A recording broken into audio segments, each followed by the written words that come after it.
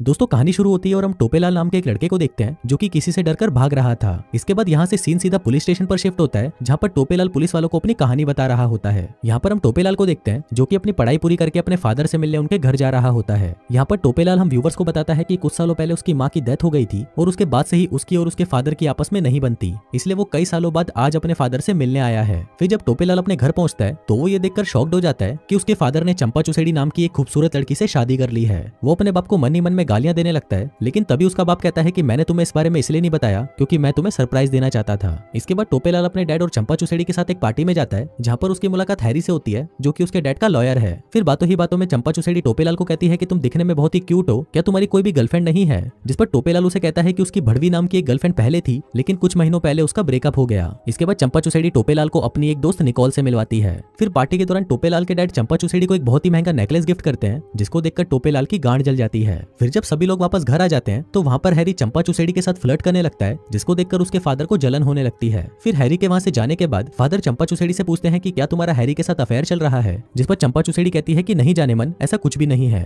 फिर अगली सुबह टोपेलाल के फादर उसको अपनी नई कार दिखाते हैं और कहते हैं कि बड़ी के ये मेरी नई कार है और अगर तूने इसे हाथ भी लगाया तो मैं तेरी गांड फाड़ दूंगा। फिर टोपेलाल और उसके फादर आज साथ में लंच करने का प्लान बनाते हैं पर तभी उसके फादर को एक जरूरी काम आ जाता है जिसकी वजह से उनको ये प्लान कैंसिल करना पड़ता है। फिर जब टोपेलाल घर पर होता है तभी वहाँ पर चंपा चुसेड़ी आती है और उसे अपने साथ कहीं पर चलने के लिए पूछती है, जिस पर टोपेलाल भी उसे हाँ बोल देता है। जिसके बाद वो दोनों उसके फादर की नई कार लेकर एक बार में आ जाते हैं। वो बार उस टाइम पर बंद था लेकिन चंपा को पता था कि उस बार की चाबी कहाँ पर पड़ी है, इसलिए वो उस बार को खोल देती है और वो दोनों अंदर आ जाते हैं। फिर वो दोनों वहाँ पर बहुत ज्यादा ड्रिंक कर लेते हैं और नशे में होने की वजह से वो दोनों एक दूसरे के करीब आ जाते हैं और वहीं पर ही मजदूरी करना शुरू कर देते हैं। अब उन दोनों को घर आने में काफी देरी हो जाती है और घर आकर वो देखते हैं कि टोपेलाल के फादर तो पहले ही घर पर आ चुके हैं और उन्हें ये भी पता चल जाता है कि वो दोनों बिना परमिशन के उनकी कार लेकर गए थे। फिर अगले दिन ब्रेकफास्ट के दौरान टोपेलाल चंपा चुसेड़ी के हाथ पर एक निशान देखता है जिसको देखकर वो समझ जाता है कि कल रात को उसके फादर ने चंपा चुसेड़ी को बहुत मारा होगा। फिर इसके बाद जब टोपेलाल और उसके फादर साथ में बास्केटबॉल खेल रहे थे तो खेल के दौरान उसके फादर टोपेलाल के पेट पर एक जोर का मुक्का मारते हैं और उसे कहते हैं कि चुसेड़ी के आज के बाद मेरी कार को हाथ भी मत लगाइयो। फिर उसी रात को जब टोपेलाल घर में घूम रहा था तभी वहाँ पर चंपा चुसेड़ी आती है और वो उसे कहती है कि उस रात को हमारे बीच में जो कुछ भी हुआ वो सब नशे की हालत में हुआ और आज के बाद हम ऐसी गलती फिर से कभी नहीं करेंगे। पर वहीं टोपेलाल को अपने डैड पर बहुत ज्यादा गुस्सा था, इसलिए वो अपना गुस्सा निकालने के लिए चंपा चुसेड़ी के पास आता है और उसे वहीं पर घोड़ी बना देता है। अब इसके बाद से ही उन दोनों के बीच में अफेयर शुरू हो जाता है और फिर जब भी टोपेलाल के फादर अपने काम से घर से बाहर जाते तो घर में ये दोनों मिलकर दबा दबा कर मजदूरी करते।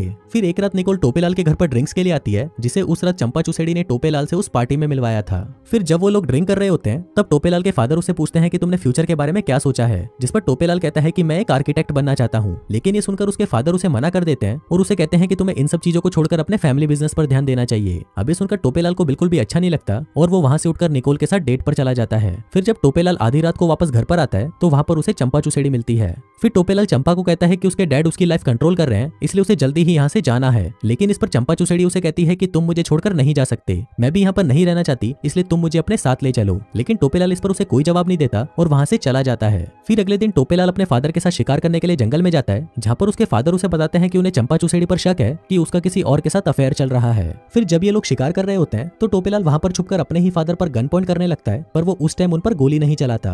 अब क्योंकि उसके फादर को चंपा चुसेड़ी पर शक हो गया था इसलिए टोपेलाल अब चंपा चुसेड़ी के साथ ब्रेकअप करने का डिसाइड करता है। पर इससे पहले वो दोनों एक होटल में मिलते हैं जहाँ पर पहले तो वो दोनों दबाकर मजदूरी करते हैं और फिर इसके बाद टोपेलाल चंपा चुसेड़ी को बताता है कि मेरे फादर को तुम पर शक हो गया है इसलिए अब हमें इस रिलेशनशिप को यहीं खत्म करना होगा। अभी सुनकर चंपा चुसेड़ी को बिल्कुल भी अच्छा नहीं लगता और वो दोनों फिर से एक दूसरे के साथ मजदूरी करने लग जाते हैं और 2 राउंड लेने के बाद टोपेलाल वहीं पर थककर सो जाता है। फिर थोड़ी देर बाद जब टोपेलाल की आंख खुलती है तो वो देखता है कि चंपा चुसेड़ी वहां से जा चुकी है। इसके बाद जब टोपेलाल वापस अपने घर आता है तो वो ये देखकर शॉक्ड हो जाता है कि उसके फादर को किसी ने मार दिया है। अभी देखकर टोपेलाल बहुत ज्यादा घबरा जाता है और तुरंत वहां पर पुलिस को बुला लेता है। फिर थोड़ी देर बाद वहां पर चंपा आती है तो वो भी अपने मरे हुए हस्बैंड को देखकर शॉक्ड हो जाती है। इसके बाद पुलिस उन दोनों से पूछताछ करना शुरू कर देती है और चंपा चुसेड़ी और टोपेलाल से पूछती है कि तुम दोनों आज रात को कहां पर थे? जिस पर चंपा चुसेड़ी उन्हें बताती है कि वो तो अपनी दोस्त निकोल के साथ थी और वहीं टोपेलाल उन्हें बताता है कि वो आज रात को मूवी देखने गया था। फिर जब वो वापस घर पर आया तो वहां पर उसके डैड की लाश पड़ी थी। फिर पुलिस के वहां से जाने के बाद चंपा चुसेड़ी टोपेलाल को बताती है कि निकोल को हमारे बारे में पता चल चुका है और उसके पास हमारी एक वीडियो रिकॉर्डिंग भी है जिससे वो मुझे पैसों के लिए ब्लैकमेल कर रही है। और अगर मैंने उसको पैसे नहीं दिए तो वो ये वीडियो रिकॉर्डिंग पुलिस को दे देगी, जिस वजह से हम दोनों भी फंस जाएंगे। फिर अगले दिन उसका लॉयर हैरी टोपेलाल को बताता है कि उसे चंपा चुसेड़ी पर शक है, क्योंकि तुम्हारे डैड को भी पहले ही चंपा चुसेड़ी पर शक था कि उसका किसी के साथ अफेयर चल रहा है, और जब चंपा चुसेड़ी को इस बारे में पता चला होगा तो उसने अपने बॉयफ्रेंड के साथ मिलकर तुम्हारे डैड को मार डाला। फिर इसके बाद रात को चंपा चुसेड़ी टोपेलाल के पास आती है और वो उसे कहती है कि वो निकोल को पैसे देकर टेप लेने जा रही है, जिस पर टोपेलाल उसे कहता है कि मैं भी तुम्हारे साथ चलता हूँ, लेकिन चंपा चुसेड़ी उसे साथ ले जाने से मना कर देती है। लेकिन इसके बाद भी टोपेलाल चंपा चुसेड़ी का पीछा करते हुए वहां पर पहुंच जाता है और उसको देखते ही निकोल और चंपा चुसेड़ी वहां से भाग जाती हैं। तभी टोपेलाल को वहां पर हैरी का फोन आता है और वो उसे अपने घर पर बुलाता है। फिर जब टोपेलाल हैरी के घर पर जाता है तो हैरी उसे बताता है कि जब तुम्हारे डैड का मर्डर हुआ तो उस दिन शहर में कोई मूवी नहीं लगी थी। अब ये सुनकर टोपेलाल घबरा जाता है, क्योंकि अब सारा शक उसी पर ही जाने वाला था। इसलिए वो ना चाहते हुए भी हैरी को सब कुछ बता देता है कि उसका चंपा चुसेड़ी के साथ अफेयर चल रहा था और अब कोई उनकी वीडियो बनाकर उनको ब्लैकमेल कर रहा है। अब ये सुनकर हैरी उसे कहता है कि ये सब चंपा चुसेड़ी नहीं करा है, क्योंकि अगर तुम्हारे फादर के मर्डर के जुर्म में तुम्हें जेल हो गई तो सारी प्रॉपर्टी चंपा चुसेड़ी के नाम पर हो जाएगी। अब ये सुनकर टोपेलाल को भी यकीन हो गया था कि उसके फादर को चंपा चुसेड़ी नहीं मारा है। फिर इसके बाद जब टोपेलाल अपने घर पर आता है तो उसे वहां पर गैराज में खुद के नाम का एक सुसाइड लेटर मिलता है। फिर जब टोपेलाल उसे पढ़ रहा था तभी वहां पर चंपा चुसेड़ी आकर उस पर गोलियां चलाना शुरू कर देती है, लेकिन टोपेलाल उससे बच जाता है और वो चंपा चुसेड़ी को पकड़ लेता है। पर इस पर चंपा उसे कहती है कि उसे तो लगा कि ये वही किलर है, इसीलिए वो उस पर गोलियां चला रही थी। अब यहाँ पर टोपेलाल को कुछ भी समझ नहीं आ रहा था कि वो किस पर विश्वास करे, इसलिए वो सीधा हैरी के पास चला जाता है, जहाँ पर हैरी के बोलने पर वो पुलिस वालों को सारी सच्चाई बता देता है और यहीं से फिल्म वापस प्रेजेंट में आ जाती है। लेकिन टोपेलाल की सच्चाई सुनने के बाद पुलिस वालों को उसी पर ही शक होता है, इसलिए वो उसे गिरफ्तार कर लेते हैं। फिर कुछ दिनों बाद हम निकोल को देखते हैं, जो कि पुलिस स्टेशन आकर टोपेलाल को बताती है कि उसके फादर को चंपा नहीं मारा है। दरअसल उसका प्लान था कि वो तुम दोनों को मारकर तुम्हारी सारी प्रॉपर्टी अपने नाम करना चाहती थी। अब निकोल का ये स्टेटमेंट सुनकर पुलिस वाले टोपेलाल को छोड़ देती है और उसके फादर की सारी प्रॉपर्टी वापस उसके नाम हो जाती है। फिर इसके बाद जब टोपेलाल अपने घर पर होता है तो उसे चिमनी के अंदर एक मर्डर वेपन मिलता है। तभी वहाँ पर निकोल भी आ जाती है और यहाँ पर हमें पता चलता है कि निकोल और कोई नहीं बल्कि टोपेलाल की गर्लफ्रेंड स्टेसी है और उन दोनों ने मिलकर ही ये पूरा प्लान बनाया था। दरअसल टोपेलाल रोज अपने डैड को खाने में जहर मिलाकर दे रहा था, जिस वजह से उनकी मौत हो गई। फिर उनके मरने के बाद स्टेसी ने उनके मुंह पर तलवार से कट लगा दिया, जिससे सबको लगे कि उनका मर्डर हुआ है। और इसके साथ ही हमें यह भी पता चलता है कि उन्होंने चंपा चुसेड़ी को भी मार डाला है। फिर टोपेलाल स्टेसी से पूछता है कि तुमने चंपा चुसेड़ी की बॉडी के साथ क्या किया, तो स्टेसी उसे बताती है कि वो चंपा को जान से नहीं मार पाई, इसलिए उसने उसकी बॉडी को जिंदा ही खाई में फेंक दिया। अभी सुनकर टोपेलाल को बहुत गुस्सा आता है, क्योंकि चंपा चुसेड़ी अभी भी जिंदा हो सकती थी। इसके बाद वो दोनों चंपा चुसेड़ी को वहां पर ढूंढने जाते हैं और वहां पर उन्हें चंपा चुसेड़ी का नेकलेस मिलता है, जिसको देखकर वो समझ जाते हैं कि चंपा मर चुकी है।